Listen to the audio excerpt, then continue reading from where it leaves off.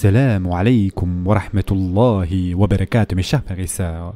Aujourd'hui, Inch'Allah, nous allons parler du paradis et petit à petit, nous allons conclure sur la sourate Al-Kahf. Mes chers frères et sœurs en islam, nous avons déjà mentionné qu'Allah Azza wa Jal menace ceux qui le rejettent par des châtiments. Pourtant, dans tout le Coran, nous constatons que les menaces sont toujours suivies de récompenses et de promesses. Après l'adhab, c'est-à-dire le châtiment, vient la rahma, c'est-à-dire la miséricorde. Car Allah Azza wa Jal ne veut pas nous laisser juste sur une note pessimiste, uniquement fondée sur la colère et la menace. Allah Azza wa Jal associe toujours sa colère à sa miséricorde. Dans les versets 106 à 110, Allah Azza wa Jal mentionne le châtiment du Jahannam pour les mécréants et dans la conclusion de la sourate, il fait l'éloge des récompenses du Jannah pour les croyants. Et en effet, Allah Azza wa Jal dit « C'est que leur rétribution sera l'enfer pour avoir mécru et pris en raillerie mes signes, c'est-à-dire mes enseignements et mes messagers. Ceux qui croient et font de bonnes œuvres auront pour résidence les jardins du paradis, c'est-à-dire du Firdaus, où ils demeureront éternellement sans désirer aucun changement. » Dit, si la mer était une encre pour écrire les paroles de mon Seigneur, certes la mer s'épuiserait avant que ne soient épuisées les paroles de mon Seigneur. Quand même, nous lui apporterions son équivalent comme renfort. Dit, je suis en fait un être humain comme vous. Il m'a été révélé que votre Dieu est un Dieu unique. Quiconque donc espère rencontrer son Seigneur, qu'il fasse de bonnes actions et qu'il n'associe dans son adoration aucun autre à son Seigneur. Sourate Al-Kahf, verset 106 à 110.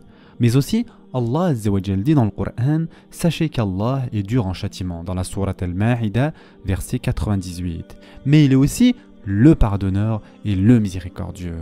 Ainsi, juste après avoir annoncé que ceux qui rejettent Allah Azza wa Jal seront voués à l'enfer, en effet quand Allah Azza wa Jal dit « pour avoir mécru et tourné en dérision mes signes et mes messagers » dans le verset 106, le verset suivant continue immédiatement avec « quant à ceux qui croient et accomplissent de bonnes œuvres, les jardins du paradis seront leur lieu d'accueil ».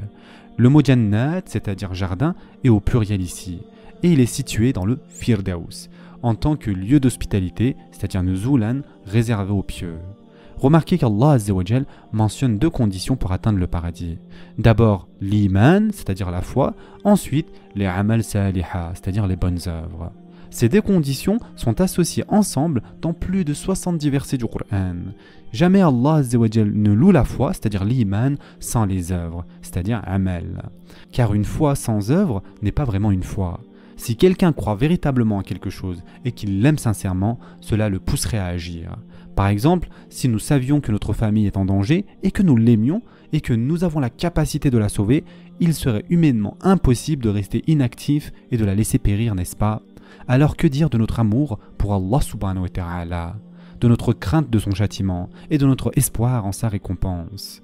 C'est dans la nature humaine, mes chers frères et sœurs, même indépendamment de la aqidah, c'est-à-dire de la croyance théologique, que lorsqu'on croit véritablement à quelque chose, on agit en conséquence. Ainsi, l'iman doit nécessairement être suivi par les amal. Cela réfute donc cette philosophie présente dans certaines autres religions et malheureusement introduite aussi dans certaines tendances au sein de l'islam, selon laquelle quelqu'un peut dire « ce n'est pas grave si je ne prie pas ou si je ne jeûne pas, mon cœur est pur, Allah connaît la sincérité de ma foi ». Ici, mes chers frères et sœurs en islam, c'est clairement un mensonge dans lequel le shaitan les a piégés.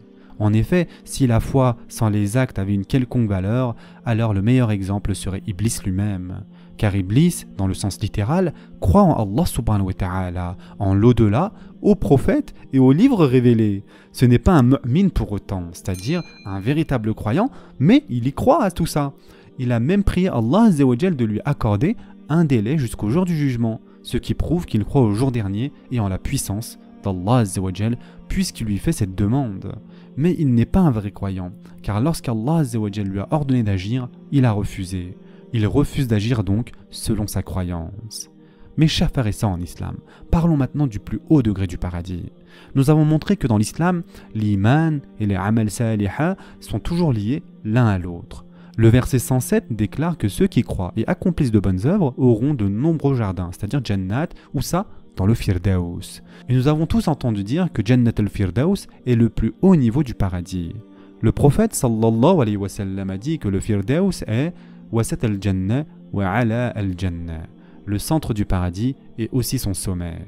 À partir de cela, les savants ont déduit que le paradis a une forme un peu semblable à une pyramide. Plus on monte, moins il y a de gens.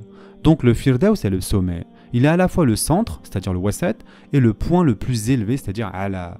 Et plus on descend, plus cela devient large et vaste, comme un triangle si vous voulez. Le prophète sallallahu alayhi wa sallam a également dit que le Firdaus se trouve sous le Arsh, c'est-à-dire le trône d'Ar-Rahman, le tout miséricordieux. Ainsi, le trône d'Allah Azza wa Jal est le toit du Firdaus, et il n'y a rien de plus élevé que le Firdaus. Un point intéressant sur le mot Firdaus, mes chers frères et sœurs, ce mot vient en réalité du persan ancien, c'est-à-dire du farsi. De là d'ailleurs, il est même passé dans la langue anglaise. En anglais, on appelle le paradis paradise, et ce mot vient de la même racine que le mot persan Firdaus. De même, le mot arabe Firdaus provient de ce mot d'origine perse. D'ailleurs, il existe plusieurs mots dans le Coran qui ne sont pas d'origine arabe, mais que les Arabes l'ont adopté, utilisé et intégré à leur langue. Ainsi, même si certains mots viennent de plusieurs langues, ils sont devenus pleinement arabes. C'est d'ailleurs ainsi que fonctionnent toutes les langues. Elles empruntent et incorporent des mots étrangers. Dans ce cas précis, mes chers frères et sœurs, Firdaus est l'équivalent exact en anglais du mot paradise ou en français paradis tout simplement. Mais pour les musulmans, Firdaus ne désigne pas n'importe quel paradis. C'est le plus haut degré du paradis. Le prophète sallallahu alayhi wa sallam a dit dans un hadith qudsi concernant le Firdaus que Allah Azza wa Jalla a déclaré: j'ai préparé pour mes serviteurs choisis ce que l'œil n'a jamais vu, ce que l'oreille n'a jamais entendu et ce que le cœur de l'homme n'a jamais imaginé. Les autres parties du paradis dont on nous parle sont déjà merveilleuses. Les raisins abondants, les grenades, les épouses pures. On nous donne une image approximative de ce à quoi cela ressemblera. Mais dans le plus haut niveau du Firdaus, aucune image ne peut être formée, car cela dépasse toute imagination. Même si quelqu'un essayait de le décrire, notre esprit serait incapable de le concevoir. Toutes les descriptions existantes du Jannah concernent les niveaux inférieurs. Quant aux niveaux les plus élevés, Allah Azza wa Jal nous dit que personne n'a même pu imaginer les merveilles qui s'y trouvent. Dans un autre hadith, le prophète sallallahu alayhi wa sallam a dit que Allah Azza wa Jal a planté les arbres du Firdaus de ses propres mains. Mes chers frères et sœurs en islam, si nous regardons le verset 107, nous voyons qu'Allah Azza wa Jal dit que ceux qui croient et accomplissent de bonnes œuvres auront de nombreux jardins du Firdaus, Jannat al-Firdaus, comme lieu de séjour. Mais est-ce que tous ceux qui croient et font le bien entreront au Firdaus? Non, ils n'y entreront pas tous. Nous savons avec certitude que tous les croyants n'atteindront pas le Firdaus. C'est le niveau le plus élevé réservé à une élite et seule une petite minorité y accédera. Pourtant, Allah Azza wa Jal dit que ceux qui croient et font le bien auront de nombreux jardins du Firdaus. Comment devons-nous donc comprendre cela? L'explication est la suivante, et écoutez attentivement mes chers frères et sœurs. Ceux qui atteignent le Firdaus le font par les mêmes œuvres que les autres, mais leurs œuvres sont supérieures en quantité et en qualité.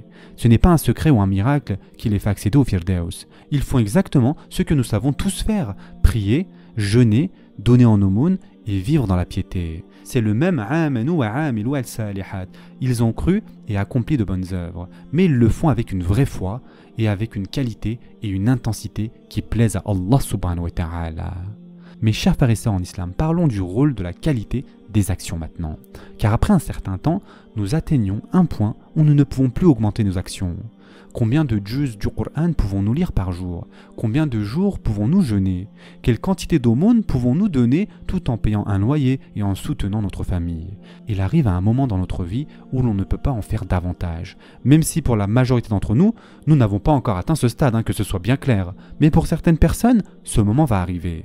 À ce stade-là, la différence entre les gens du Firdaus et les autres n'est plus la quantité des actions, mais la qualité de ces actions-là et la profondeur de leur relation avec Allah subhanahu wa ta'ala. D'ailleurs, Al-Hassan al-Basri a dit que Abu Bakr as-Siddiq radiyallahu an n'a pas surpassé les autres par la quantité de ses œuvres, mais grâce à quelque chose qu'Allah Azza wa Jal a placé dans son cœur. Il faut noter qu'Al-Hassan al-Basri s'adressait aux Tabi'oun, cette génération de musulmans connue pour sa piété exceptionnelle. Il priait régulièrement le tahajjud, lisait le Coran, etc. D'accord? Quand on atteint le niveau d'un Abu Bakr radiallahu an, quand on a épuisé toutes les actions possibles, alors c'est la foi dans le cœur qui augmente. C'est à ce moment-là qu'il y a ta'alluq, c'est-à-dire un lien spirituel fort avec Allah Azza wa Jal, qu'il y a l'ihsan, c'est-à-dire l'excellence dans l'adoration, et qu'il y a cette conscience constante qu'Allah subhanahu wa ta'ala nous observe. Cela concerne l'élite spirituelle. Il n'y a pas de raccourci, mes chers frères et sœurs. Ceux qui atteignent le Firdaus n'ont pas de raccourci, n'ont pas de connaissances secrètes ou exclusives. Ils empruntent exactement le même chemin que nous tous. Innal ladhina amanu wa amilu salihat. Ceux qui ont cru et accompli de bonnes œuvres. Ceux-là auront le Jannatul Firdaus comme lieu de séjour, où ils demeureront éternellement sans désirer aucun changement. Surat Al-Kahf, verset 108. Ce sera tout pour aujourd'hui.